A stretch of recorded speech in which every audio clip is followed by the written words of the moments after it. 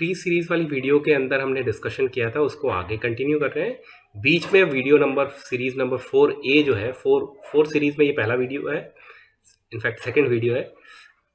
शुरू तो 3 के डिस्कशन के आगे का डिस्कशन यहाँ पे है, पर बीच में एसपीएसएस के मैप्स और मेमोरी मैप एसपीएसएस में ओपन करके कौन सी फाइल ओपन करके कैसे करना है, उसके लिए वीडियो नंबर 4A बनाई है, ताकि चीज़ें एक तरह से समराइज हो जाए। तो चलिए, हमको ये पता है रिसर्च स्टार्ट करते ही कि हमें अपना ऑब्जेक्टिव कैसा यूनिवेरिएट है बाइवेरिएट, ये निकाल दिया। हमारे वेरिएबल्स क्या क्या हैं, उन वेरिएबल्स के रोल क्या है, कौन डिपेंडेंट है कौन इंडिपेंडेंट है, और डिपेंडेंट हम कॉमन सेंस से या रिव्यू ऑफ लिटरेचर से पता कर सकते हैं। तीसरा स्टेप होता है मेजर कैसे कर रहे हैं उन वेरिएबल्स को, मेट्रिक नॉन मेट्रिक। चौथा स्टेप है कौन सी टेक्निक से टेस्ट यूज़ करेंगे। इंपॉर्टेंट बात, टेस्ट हमेशा हम कर रहे हैं, अगर यूज़ कर रहे हैं वर्ड, तो मतलब ब्लड टेस्ट, यूरिन टेस्ट, कोई भी टेस्ट, लिटमस टेस्ट, उसका मतलब हम किसी यूनिक एवरेज से, किसी स्टैंडर्ड चीज़ से किसी चीज़ को कंपेयर कर रहे हैं। और टेक्निक वर्ड जब यूज़ करते हैं, that means we are checking some relation. तो ये इंपॉर्टेंट बात है। छोटे छोटे टर्म्स से रिलेटेड शुरुआत से बात यही हो रही है। अब देखिए, हमने देख लिया कुछ टर्म्स ऐसी यूनिक आएंगी, जैसे पियर्सन, फिशर, ये साइंस बेसिकली साइंटिस्ट और इनके नाम। उसी सीरीज़ में हमने पिछली वीडियो में लिविन और वेल्श कुछ नाम यूज़ किए थे। बात शुरुआत करने की यही थी कि अगर हमारे डेटा सेट में शुरुआत में हम डेटा एवरेज से, दोनों के एवरेज बराबर आ रहे हैं, there is no significant difference in variance, mean score almost equal, तब कॉमन सेंस उस सिचुएशन में हमें क्या कह रहा है? कॉमन सेंस कह रहा है कि ये डेटा सेट ऐसा है, इसमें एक आउटलायर के कारण इसका एवरेज इसके पास में आ गया है, लेकिन ये परफॉर्मर और ये परफॉर्मर सेम नहीं है, ये हमेशा कंसिस्टेंट है, इसमें एक सडन विंडफॉल के कारण इसका एवरेज आया है। पिछली वीडियो 3 सीरीज़ की लास्ट वीडियो, उसमें इसको थोड़ा डिटेल में डिस्कस किया है, वो कॉन्टेक्स्ट क्या है समझ लीजिएगा। पर कहने का मतलब, ऐसे कॉन्टेक्स्ट में हम कैसे स्टार्ट करें, रिसर्च को स्टार्ट कैसे करें। तो सबसे पहला स्टेप हम देखते हैं कि हमारे डेटा में आउटलायर है या नहीं, मतलब हम नॉर्मलिटी चेक करें। नॉर्मलिटी कैसे चेक करते हैं, वो हमने अलग वीडियो बना रखी है। तो इस जगह पे हैं अभी हम। नॉन मैट्रिक है हमारा इंडिपेंडेंट वेरिएबल, डिपेंडेंट वेरिएबल हमारा मैट्रिक है। हम हाइपोथेसिस टेस्टिंग की बात करते हैं। शुरुआत करते ही, अगर कैटेगरी 2 है, लेट्स से मेल फीमेल, तो टी टेस्ट लगाएंगे, 2 से ज़्यादा है तो एनोवा लगाते हैं। शुरुआत में सबसे पहले हम 2 अजम्पशंस को चेक कर लेते हैं कि नॉर्मल है ये डेटा, नहीं केएस एंड होमोजीनियस है या नहीं। जैसे किसी हॉस्पिटल में कोई इंसान जाता है तो सीधा उसको ऑपरेशन थिएटर में नहीं ले जाते, पहले उसके कुछ टेस्ट होते हैं, कुछ चीज़ें होती हैं, चेक करते हैं, वेरीफाई करते हैं, फिर उसको रेस्पेक्टिव, उसको कहाँ पे शिफ्ट करना है, कैसे करना है, क्या ट्रीटमेंट देना है, क्या चीज़, राइट। सिमिलरली हम सीधा यहाँ पे हाइपोथेसिस टेस्टिंग पे नहीं जाते, पहले 2 अजम्पशंस चेक करते हैं, और उन 2 अजम्पशंस की बात यहाँ पे कर रहे हैं। पहली बात, हम नॉर्मलिटी चेक करने की बात, पर नॉर्मलिटी हर जगह चेक करने की ज़रूरत नहीं है। अगर सैम्पल साइज कंपेरेबल है तो कोई चेक करने की ज़रूरत नहीं है। Who said it? Donaldson said it. Whose Donaldson? ज़्यादा डिटेल के लिए हम इसको देख सकते हैं, ये बुक है discovering statistics using SPSS by Andy Field, Google पे मिल जाएगी। उसमें साफ clear, the power of F also appears to be relatively unaffected by non normality. This evidence suggest that when group sizes are equal, the F statistic can be quite robust to violation of normality। मतलब, पर उल्टा ऐसा नहीं है तो दिक्कत है। इसका मतलब, अगर हमारे पास लेट से 200 मेल और 90 फीमेल का डेटा है, इसमें से हम रैंडमली 90 मेल्स को सेलेक्ट कर लेते हैं और उनका डेटा कंपेयर करते हैं। Now they comparable, right, both are comparable, तो अब हम इस पर बात कर सकते हैं। अच्छा, दूसरी बात, नॉर्मलिटी किस चीज़ की और क्यों।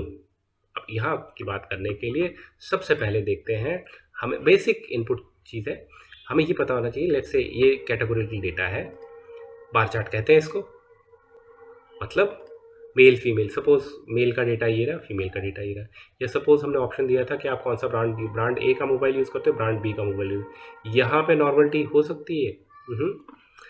ये दूसरा सेट, जिसको हम हिस्टोग्राम कहते हैं। हिस्टोग्राम का मतलब क्या है, यहाँ पे लेट्स से मार्क्स डिस्ट्रीब्यूटेड है, किसी भी क्लास के मार्क्स, ये मेट्रिक डेटा है, या किसी की एज, या किसी का हाइट, या कुछ भी मंथली यूसेज, ये frequency polygon if behave in a certain manner, ये हिस्टोग्राम। तो हम जहाँ पे मेट्रिक की बात कर रहे हैं, वहीं पे वो डिस्ट्रीब्यूटेड हो सकता है या नहीं हो, या किसी और चीज़ के कारण आउटलायर हो रहा है, इसी कॉन्टेक्स्ट की बात होती है ना। सिंपल बात है। ये चीज़ हमने वीडियो नंबर 4A में भी डिस्कस किया है कि नॉर्मलिटी पॉसिबल किस किस जगह पे पॉसिबल है। एक और इम्पॉर्टेंट बात कि dependent variable should be normally distributed for each category of independent variable. मतलब सपोज क्लास की हाइट का डेटा है, तो क्लास की हाइट का डेटा नॉर्मली दिख रहा है कि क्लास की हाइट का डेटा या क्लास में मार्क्स का डेटा या कुछ भी वो नॉर्मली डिस्ट्रीब्यूटेड है। इसका मतलब ये है कि हम ये बात नहीं कर रहे हैं, हम यहाँ पे ये नहीं चाह रहे कि क्लास का ओवरऑल, कुछ स्टूडेंट कुछ बॉयज़ ऐसे भी हैं जो गर्ल्स शॉर्ट हाइट वाली गर्ल्स के बराबर है इनकी हाइट का डाटा, कुछ गर्ल्स भी ऐसी हैं जो टॉल बॉयज़ के बराबर है। ये चीज़ नहीं कर रहे, हम ये देख रहे हैं कि क्या जो इंडिपेंडेंट वेरिएबल की कैटेगरीज हैं, कैटेगरी ए और कैटेगरी बी, उनके अंदर डिपेंडेंट वेरिएबल नॉर्मली डिस्ट्रीब्यूटेड है। मतलब बॉयज़ का डेटा अपने आप में नॉर्मली डिस्ट्रीब्यूटेड है या नहीं। ऐसा तो नहीं है कि बॉयज़ का डेटा आपस में नॉर्मली डिस्ट्रीब्यूटेड नहीं है। कुछ बॉयज़ यूनिक टॉल या यूनिक शॉर्ट है जिसके कारण क्लास का डेटा नॉर्मली डिस्ट्रीब्यूटेड नहीं है, तो उस केस में हमारी नॉर्मलिटी इफेक्ट हो रही है। लाइकवाइज गर्ल के डेटा में भी हम ये देखते हैं कि गर्ल्स का डेटा नॉर्मली डिस्ट्रीब्यूटेड है या नहीं। कहने का मतलब दोनों कैटेगरी के अंदर हम चेक करते हैं, we check whether normally data is dependent variable is normally distributed for each category of independent variable और नॉट। इसको चेक कैसे करना है वो 4A वीडियो में SPSS के पाथ दिए हुए हैं। अभी हम देखते हैं। सबसे पहला बात हमने देख लिया कि हम नॉर्मलिटी चेक करेंगे, मतलब whether dependent variable is normally distributed among category of independent variable, और मतलब कि हमारा यहाँ पे नल हाइपोथेसिस क्या है कि हमारा डेटा नॉर्मली डिस्ट्रीब्यूटेड डेटा है। क्या चीज़ चेक कर रहे हैं ये SPSS में हम देख सकते हैं। आउटलाइन पर्पस क्या है कि हमारे डेटा नॉर्मली है या नहीं, whether there is significant difference और no significant difference between your data and normally distributed. अगर पी की वैल्यू 0.05 से बड़ी है तो हमारा डेटा, और अगर नहीं तो उस केस में आउटलायर है, उसको डीसेलेक्ट करना है। SPSS की वीडियो बनी हुई है।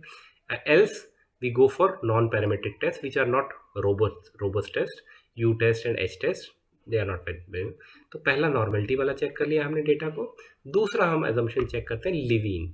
अभी इसीलिए साइंटिस्ट के नाम वो KS और लिवीन और वो फैमिली की बात करी थी ना, वो इसीलिए। अब यहाँ पे homogeneity variance whether variances are same या नहीं, डेटा के वेरिएंसेस सेम है या नहीं ये चेक करते हैं।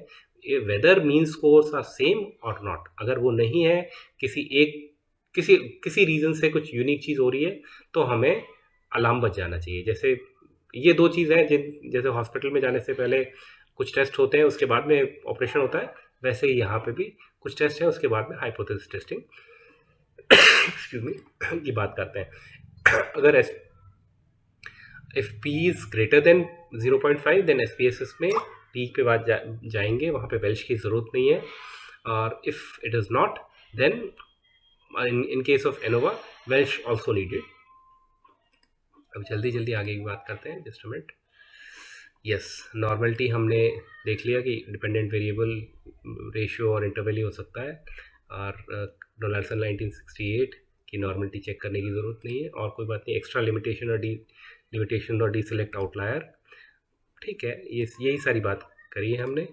और फाइनली वी रिपोर्ट लिवीन प्लस एलोवा और लिवीन प्लस वेल्श। अब इसके आगे की बात नेक्स्ट वीडियो में करेंगे।